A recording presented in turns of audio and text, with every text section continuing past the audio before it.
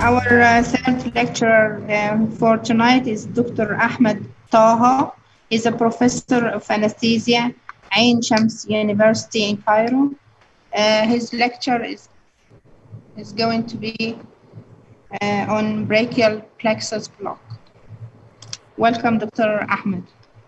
Thank you so much. First, I'm very happy to give this lecture after Dr.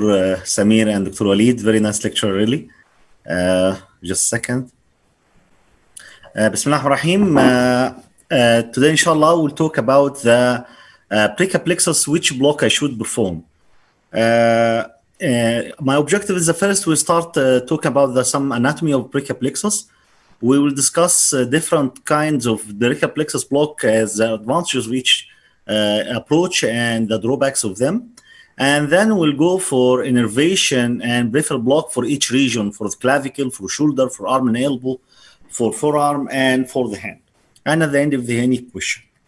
In the upper limb, thanks Allah subhanahu wa ta'ala, that in the upper limb is supplied by one plexus, not like lower limb, which is supplied by two plexus. So single injection is enough to provide anesthesia to the patient.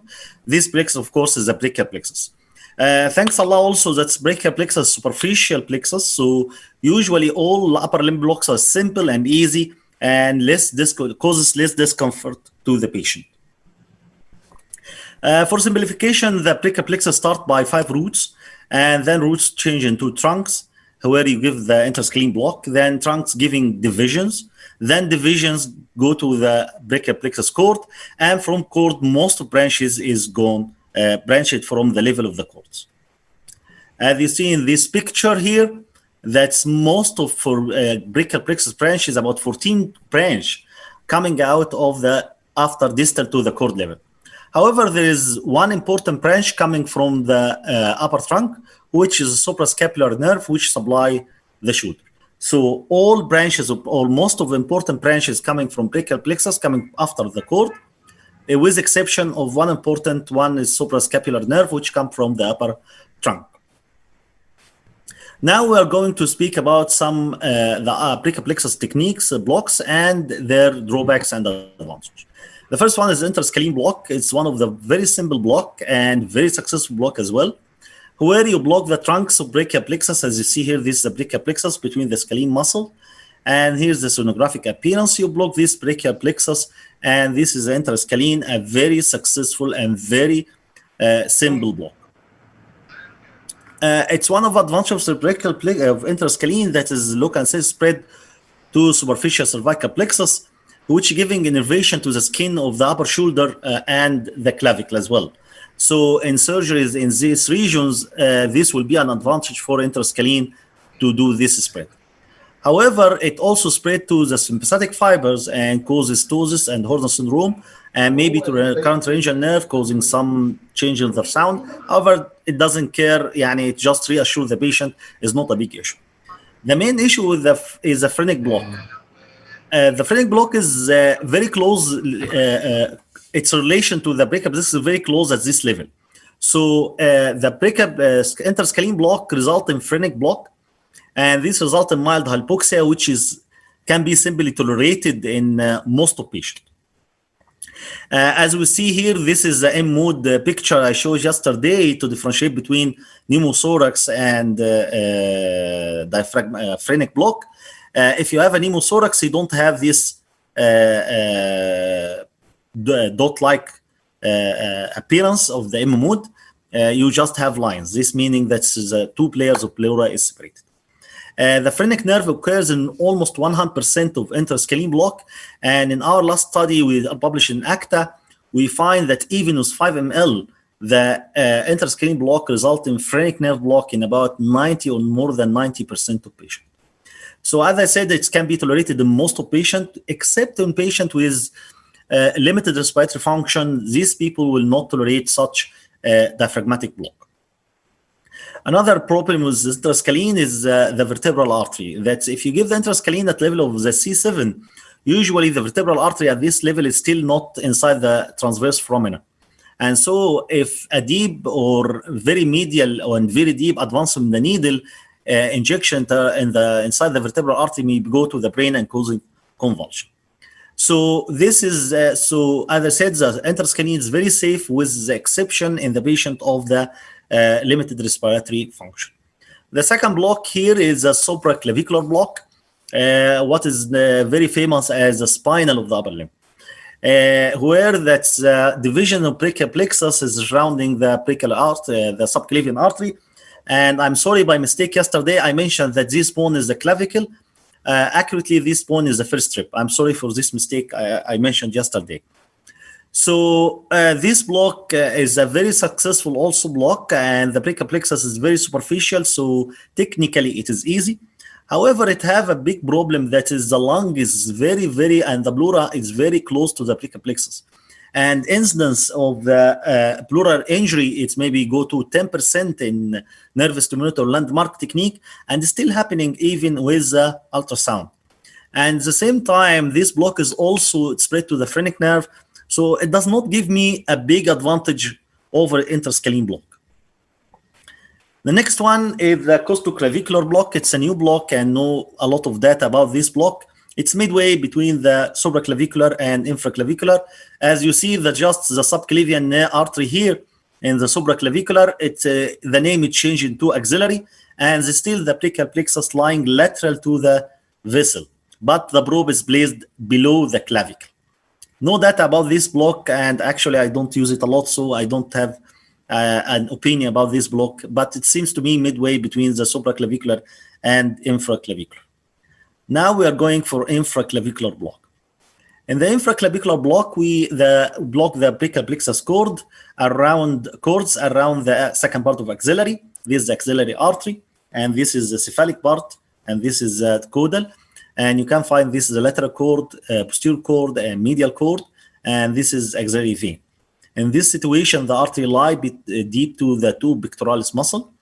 Relative to the interscalene block, the infraclavicular does not block the phrenic in almost all cases, but it also does not block the suprascapular nerve. So alone, it cannot be used for shoulder surgery. Relative to the axillary block, the infraclavicular has less needle pass. So actually, it causes less discomfort to the patient than the axillary block. It also blocks the axillary nerve. So this nerve is not blocked in the axillary block. So this is very funny. That axillary block does not block the axillary nerve. But this block, the infraclavicular block, has one disadvantage, that is the onset is delayed. Yani it's not that fast onset. And so in this block, I prefer to use a higher concentration of local anesthetic or add some short intermediate acting like lidocaine. Also, relatively, this is one of the deepest position of the brachial plexus. So it is relatively deep than other brachial plexus in the interscalene or supraclavicular or axillary. All this situation, the brachial plexus is more superficial than this situation in the infraclavicular. The infraclavicular, the needle access to the brachial plexus may be inserted inferior to this is the CT of the clavicle. This is the two pectoral muscle, and this is the vessel, the axillary vessel, and surrounded by brachial plexus here. And this is the clavicle. In the classic approach, the needle is inserted inferior to the clavicle. In the retro or posterior approach, the needle inserted superior to the clavicle. And this kind of needle insertion superior to the clavicle and this technique make the needle is more or less more horizontal. And as we described yesterday, the more is horizontal the needle, the better visualization. So actually in this retroclavicular approach, the needle visualization is better than the classic approach. Then the injection point. In the infraclavicular, it's a very famous study done by pioneers of regional anesthesia, that is they inject 40 ml of local anesthetic deep to the artery, what is known as double bubble sign. However, if you use less than this volume, the word block is not working.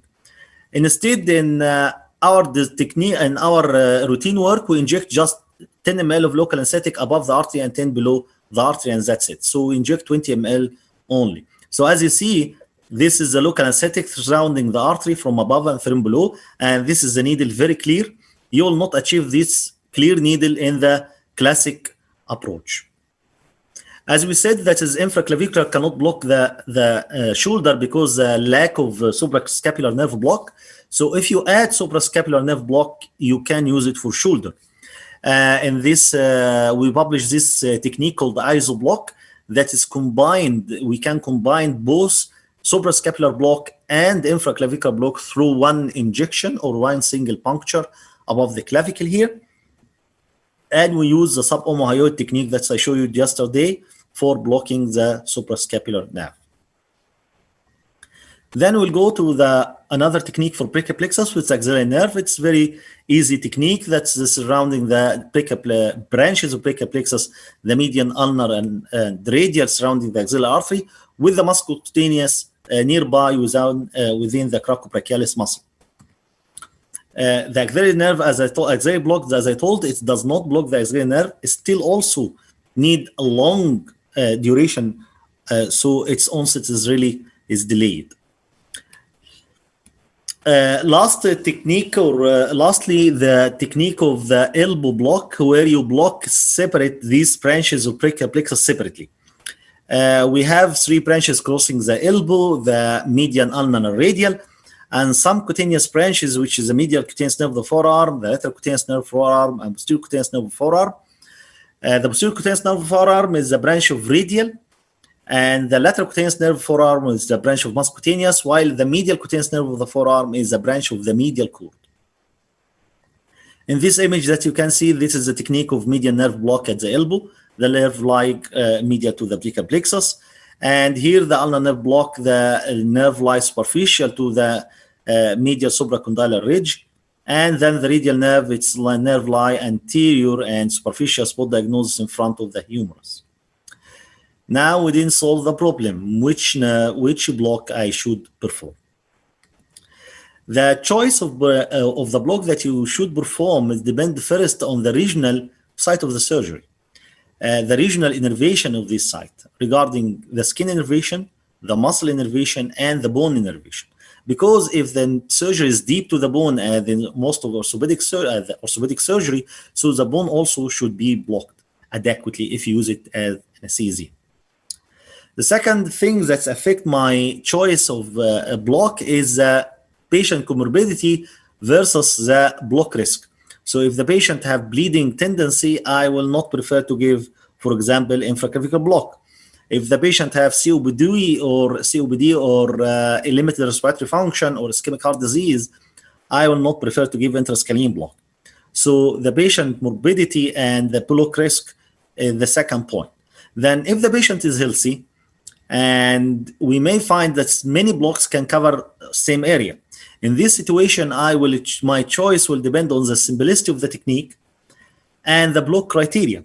The more rapid onset, the more prolonged analgesic effect, and the less motor block post-operatively will be my first choice. We will go region by region to see the innervation and what is, to my belief, the best technique or the technique of choice in each region. First, we'll go to the clavicle. The clavicle, the bone of clavicle is supplied by 2 branches of the upper trunk, the suprascapular nerve and subclavius nerve, and both are branches of the upper trunk. While the skin overlying the clavicle is from superficial cervical plexus. As we said, that is interscalene block can spread to this superficial cervical plexus, and it will block the upper trunk, so it can be used for anesthesia, for ORF or clavicle. For analgesia, interscalene block can be also used. Superficial cervical block will block the soft tissue above the clavicle, the skin, and subcutaneous tissue, and it will give a very good analgesia, really. And it may be also replaced by infiltration of local anesthetic above the clavicle. However, in superficial cervical plexus, in clinical part, it reduces phrenic nerve block as well. So it will not give you advantage over interscalene block. Both of them will block the phrenic block, with exception that is interscalene will keep the shoulder moving, so the patient can move the shoulder after surgery. This as analgesia, but for anesthesia, no other alternative than interscalene block. The second is the shoulder surgery. In the shoulder, it's supplied by many branches of the brachial plexus cords. So if you give infraclavicular block, you'll block about 70 or 80% of the shoulder. But still there is one branch, as I said, it's the suprascapular nerve, which is not branch of the cord. It's coming from the upper trunk. So, and also there is, as you see the shoulder here, the skin is inflated by superficial cervical plexus. So the first choice anesthetic or analgesic is interscalene block. However, as you said, I'll not prefer interscalene block if the patient have limited respiratory function. In this case, I will use isoblock, which is combined suprascapular block and infraclavicular block. And this will not block the skin, so I will add some local infiltration of the skin at the skin ports. This you see this video, this isoblock is used alone as an anesthetic agent for a patient for shoulder surgery. And this, as you see, that's pain-free introduction of the scope, and patient is going spontaneously with light sedation, midazolam.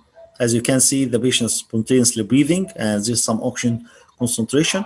And even with a very tense bipolar use, this is acromioplasty, which is dependent on suprascapular nerve block.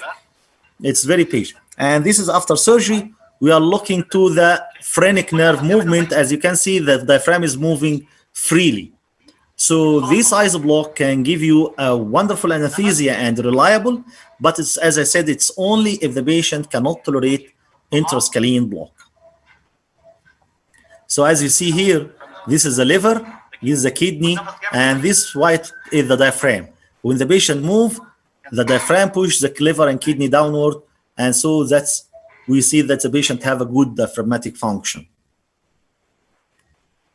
The next region is the arm and elbow. The arm is supplied by muscocutaneous nerve in the front of the anteriorly and the radial nerve posteriorly. We have also the axillary nerve, which is supplied by the deltoid muscle here and the overlying skin and the underlying bone. So this axillary nerve is not blocked with the axillary block, so it cannot be used for upper arm surgery. The axillary block will not work for upper arm. Suspect supplied by intercostal nerve.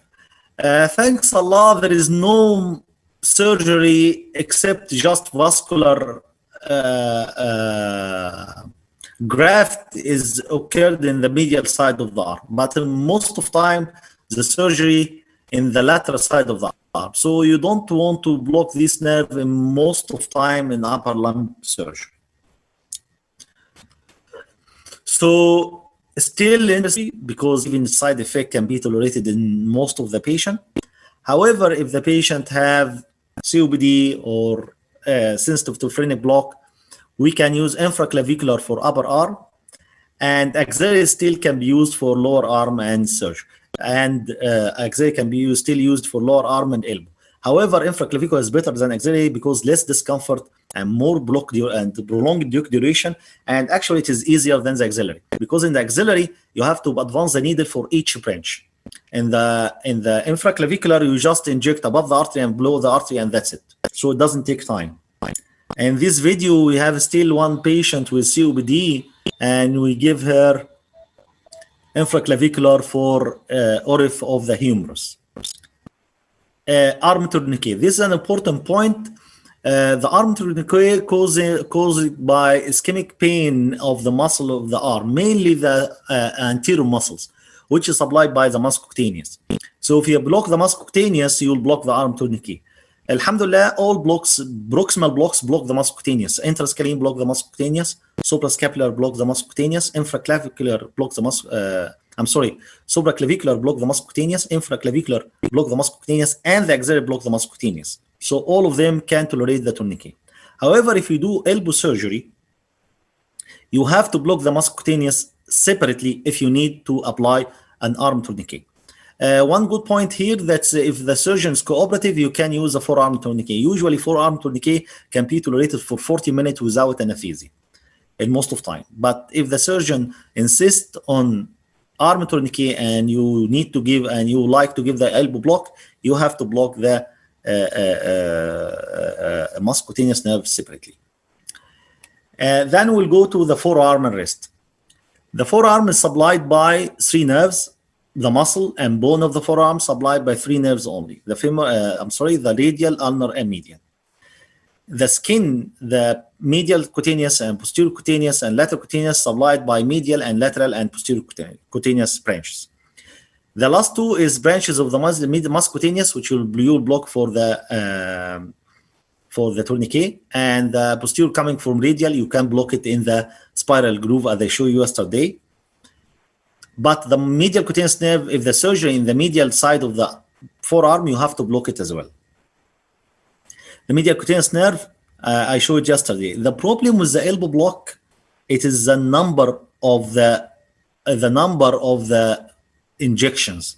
So that's why, although the elbow block have a fast onset and the technique is very simple, but the number of needle insertion make it in the last choice if you do a forearm surgery. Still, the first choice is infraclavicular block, all innervation to the forearm. Axillary still can block it, but as we said, the infraclavicular is superior to the axillary if there is no contraindication. And lastly, we'll do elbow block for forearm surgery. Only the advantage of the elbow block is the fast onset, and it keeps the movement of the shoulder and the elbow. It does not affect both. So the patient can move his hand and no need for arm sling if you use the elbow block. But the disadvantage is the number of injection, which may cause some discomfort. In this surgery, we did a forearm surgery with infraclavicular also. Infraclavicular really is a very good block and very successful. Lastly, the hand surgery. The hand is entirely supplied by 3 nerves, the median, ulnar, and radial. The skin, the muscle, the bone, everything is supplied by these 3 nerves. So simply elbow block is enough. Characteristically, that the medial side of the hand is entirely, and this is the only position in the entire body, that the skin, muscle, and bone supplied by 1 nerve, which is the ulnar. This is unique. You'll never find such thing in the whole body. That the skin, muscle, and bone supplied by the same nerve, it's only in this little finger. So if you have a surgery in little finger, it's simply you can block the ulnar nerve alone, and it will be enough. If the surgery in the ring, is a surgery in the finger, you can give ring block. It will be enough.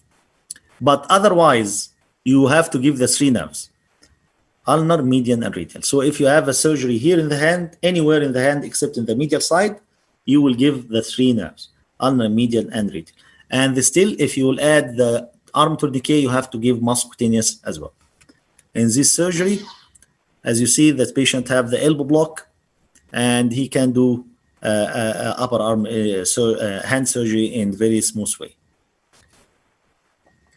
So to summarize, the interscreen block can cover the clavicle, the shoulder, the arm, and the elbow, and it will be the first choice.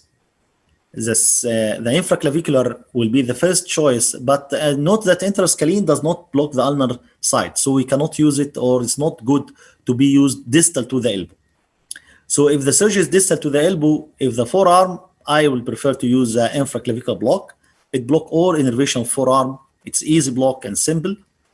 If the surgery in the distal, in the proximal part of the hand, I prefer to give the elbow block. Elbow block give me advantage that the patient can, there is no block in the shoulder, there is no block in the elbow, the patient can use both.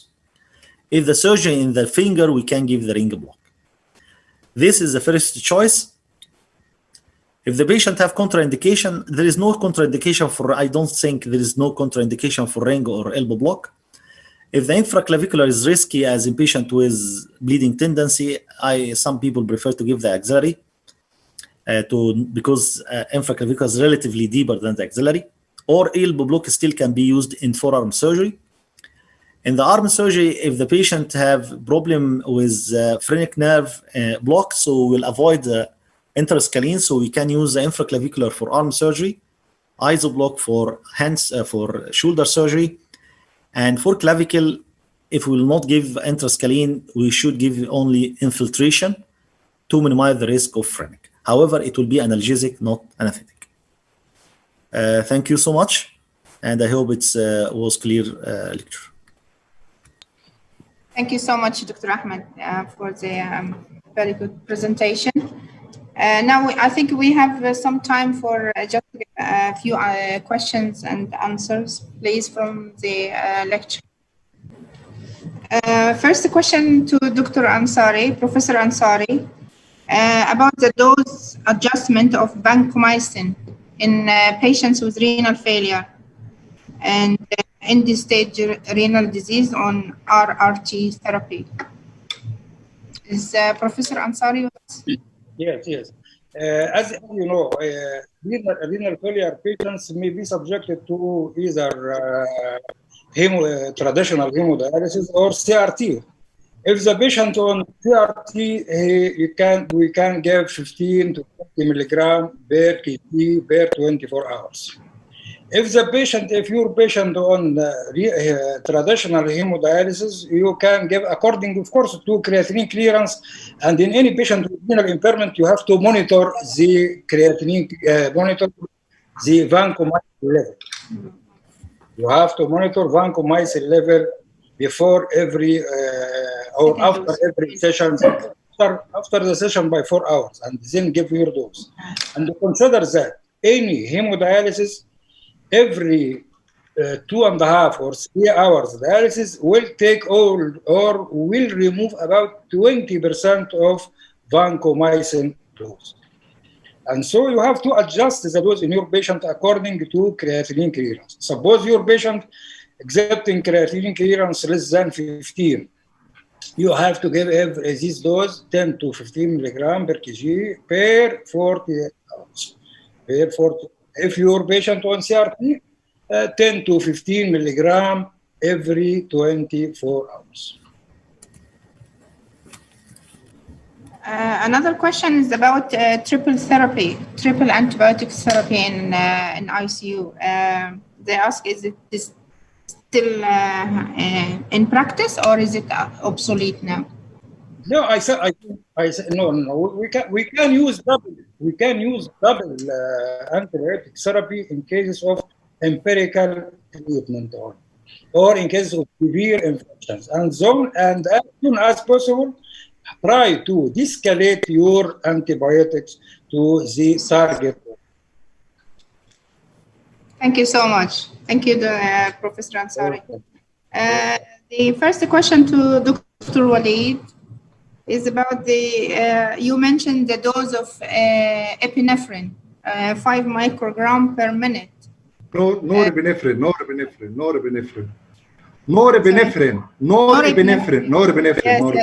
Yes, you said 5 microgram per minute. Do you titrate it according to the body weight or really, norepinephrine dose we can reach to 1.5 microgram per kg. But for our patient, he was fluid responsiveness because he has grade 1 diastolic function, normal left atrial pressure, and collapsing inferior vena cava. For this patient, he needed very minimal dose, 5 mic per minute, because we give fluid challenge and the patient improve. We can give empirical 5 mic and titrate it, and we can give 0.1 to 1.5 to 2 microgram per kg in severe sepsis. But you can give small doses. Another question about the sedation. What about the sedation during APRV? This is very important questions. Is deep sedation or light sedation? RAS scale -1, -2, great. RAS scale -1, great. We don't need any muscle relaxant. We need the patient to breathe spontaneously and calm. Once the patient is breathing without difficulty, he can just -1, -2 with small dose fentanyl, only fentanyl, it's great. We don't need too much, and this is one of important advantage for APRV. Okay, our third question is what is the difference between Bipap and conventional APRV? Really البايباب you will make the pillow at 5 centimeters. You will some people make the pillow 5 centimeter water with the pH 30. But this is Bipap, but this is not the way at all. It is forbidden to do it nowadays. Nowadays, B low is 0 because this was the cause of CO2 retention. We are recruited by auto beam and by volume, not by pressure. For Bipap to make too pressure, it is forbidden at all. We now, any center running ABRV below is 0, no more. What's your acceptable peak value in APRV? Very important. هو usually في range 15 to 16, but the recruitment and stabilization of alveoli in ABRV better than B24. Yeah, to try to reach near the stabilization and recruit of alveoli by conventional ventilation, you need B24. But the beep in ABRV بيبقى around 15 centimeter order. Thank you so much, Dr. Walid. There might be more question added after this. So if you kindly look at them and then provide the answer, we would be very grateful to you. Thank you so much. Okay. Question to Dr. Ahmed. Yes. They're asking, are all types of nerve block contraindicated if the patient is already on antiplatelets, or does it depend on the type or the approach of the block? First, in patient with an antiplatelet, he will have a bleeding in the surgery. So the surgery itself is more dangerous to the patient than my needle. So this is the first point. In most of societies, they equalize nerve block with neuroaxial anesthesia. So usually they use the same protocol for coagulation as doing spinal and epidural. And actually, this is not fair, because the point in spinal, it is a closed space, and bleeding inside will increase the pressure too much, causing ischemia of the cord. But this is not the case in the peripheral nerve. In peripheral nerve, the tissues is more expandable, and so small hematoma will not be causing nerve damage. Only very big hematoma can create enough pressure to damage the nerve. So first of all, if the patient can tolerate general anesthesia and it's safe to do the general anesthesia, so I consider nerve block is relative contraindication. So if the patient can tolerate general anesthesia with no risk, the patient doesn't have a problem with general anesthesia, okay, so general anesthesia will be enough. But most of time, the patient have ischemic heart disease and he has very vulnerable hemodynamics. So in this case, you can use nerve block if you are expert, and just avoid deep blocks. Deep blocks like deep lumbar block, paravertebral block, deep lumbar plexus block. But in brachial plexus, it's very safe. I think if you are expert, you can do it without problem. It's just needle 21 or 22 gauge. So you can still need it, and to avoid the complication general anesthesia. But as I told you, the problem will be the knife of the surgeon. It will cause more hematoma and more nerve damage than my needle if you are doing the case without stopping the antiplatelet for proper time. Yeah. So another question is about the hand surgery. Which is better, brachial plexus block or Behr's block? In your opinion? No, Behr's block does not give you post-operative analgesia. Behr's block is risk of toxicity with the problem of tourniquet. Behr's block is problem with prolonged hand surgery. In some time of hand surgery, it may take 2 hours or more. So Behr's block, actually, it's not a block. It's just a very, very, nerve block is far quality of analgesia, post-operative and intraoperative is far better than nerve block. But unfortunately, Behr's, it's cheaper. You just need an IV line. You don't need any equipment. You don't need nerve stimulator. You don't need ultrasound. So it's cheaper if you don't have equipment. But once you have equipment, there is no comparison. But it's potentially more dangerous, and if you're not careful. So, they ask about the tourniquet. What if you're using the tourniquet? What kind of block would you? As I mentioned, that is tourniquet. For tourniquet pain, for usual duration, it's only due to muscle pain or muscle ischemia. And if it's within 2 hours, it can be covered by muscocutaneous block. Any block proximal to the axillary, including axillary, will block the muscocutaneous. If you do elbow block and tourniquet, arm tourniquet will be used, you have to add muscutaneous. If the surgeon is cooperative and he apply instead of arm forearm tourniquet, no need to do anything. It will be can be tolerated even without anesthesia. Thank you so much. Again, plenty of we don't have much time for them. So if you can answer them later for our candidates attendees, that would be very much appreciated. Thank you so much for the lovely interest. Thank you very much. Thank you so much. That's extremely rich webinar, and thank you much for all attendees and all professors.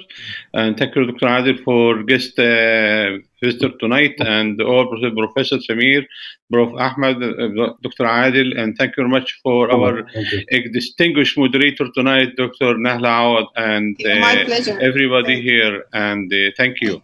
Hopefully we'll see you again. Thank you very much. Thank you. Thank you. Bye. Mr. Dara Walsh, thank you very much.